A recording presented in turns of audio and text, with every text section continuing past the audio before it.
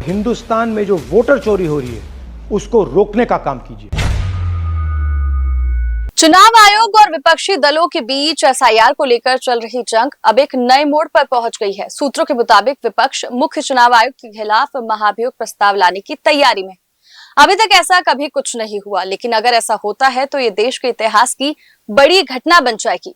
मुख्य चुनाव आयुक्त को पद से कैसे हटाया जा सकता है? महाभियोग की प्रक्रिया कितनी मुश्किल होती है? अगर विपक्ष संसद में महाभियोग प्रस्ताव ले आता है तो उसके बाद क्या होगा? जानेंगे सारे सवालों के जवाब इस वीडियो में। बिहार विधानसभा चुनाव से ठीक 4 महीने पहले चुनाव आयोग ने राज्य की मतदाता सूची का विशेष गहन पुनरीक्षण शुरू किया, जिसका विपक्षी दल कड़ा विरोध कर रहा है। चुनाव आयोग का कहना है कि इस प्रक्रिया का मकसद केवल ये सुनिश्चित करना है कि हर पात्र नागरिक का नाम मतदाता सूची में दर्ज हो और सभी संदिग्ध या अपात्र व्यक्तियों के नाम सूची से हटाए जाए। लेकिन विपक्ष का आरोप है कि इस कदम से दस्तावेजों की कमी के कारण करोड़ों पात्र मतदाता वोट देने के अधिकार से वंचित हो सकते हैं। इस मुद्दे पर संसद के मानसून सत्र में भी बहस हुई और मामला सुप्रीम कोर्ट तक जा पहुंचा। सुप्रीम कोर्ट ने चुनाव आयोग को आदेश दिया कि बिहार में एसआईआर के दौरान वोटर लिस्ट से हटे करीब 65 लाख लोगों के नामों को सार्वजनिक किया जाए, जिसके बाद आयोग ने आदेश को माना और सभी नामों को वेबसाइट पर अपलोड कर दिया।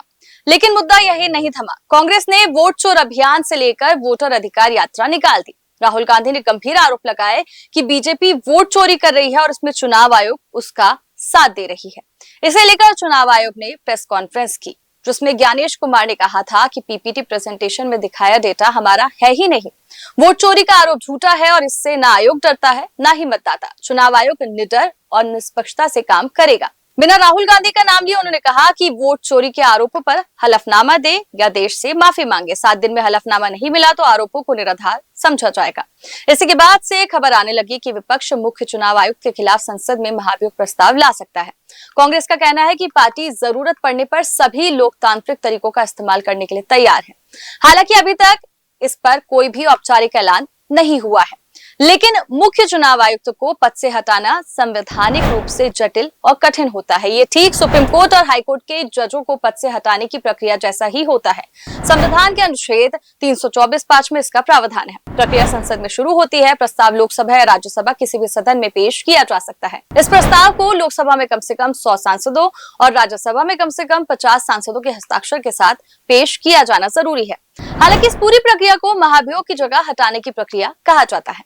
प्रस्ताव पेश होने के बाद संबंधित लोकसभा स्पीकर या फिर राज्यसभा चेयरमैन को इस पर विचार करना होता है। वे इस प्रस्ताव को स्वीकार या अस्वीकार कर सकते हैं, उनके पास ये अधिकार है। अगर स्पीकर या चेयरमैन प्रस्ताव को स्वीकार करते हैं तो वे आरोपों की जांच के लिए एक 3 सदस्यीय समिति का गठन करते हैं। इस समिति में आमतौर पर सुप्रीम कोर्ट के जज, हाई कोर्ट के मुख्य न्यायाधीश और एक प्रख्यात कानूनविद शामिल होते हैं। ये समिति आरोपों की जांच करती है, तय करती है कि क्या ये आरोप सिद्ध होते हैं। इस प्रक्रिया में मुख्य चुनाव आयुक्त को भी अपना पक्ष रखने का मौका दिया जाता है। कमेटी अपनी जांच पूरी करने के बाद अपनी रिपोर्ट स्पीकर या चेयरमैन को सौंपती है। फिर इस जांच रिपोर्ट पर सदन चर्चा करता है। अगर कमेटी आरोपों को सही पाती है और मुख्य चुनाव आयुक्त को दुर्व्यवहार या अक्षमता का दोषी ठहराती है तो हटाने की प्रक्रिया आगे बढ़ती है। इस प्रस्ताव को सदन के कुल सदस्यों के बहुमत 50% से ज्यादा और उपस्थित या मतदान करने वाले सदस्यों के 2/3 बहुमत से पारित होना अनिवार्य है। इसे विशेष बहुमत यानी स्पेशल मेजॉरिटी कहा जाता है।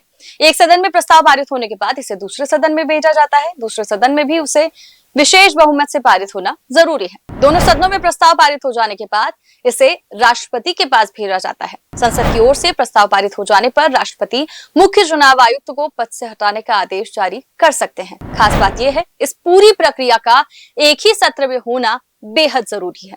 राष्ट्रपति जब दोनों सदनों से पारित प्रस्ताव पर अपनी मुहर लगा देते हैं तो मुख्य चुनाव आयुक्त को पद से हटा दिया जाता है। ये प्रक्रिया बेहद कठिन है ताकि ये सुनिश्चित किया जा सके कि मुख्य चुनाव आयुक्त राजनीतिक दबाव से मुक्त होकर काम कर सके।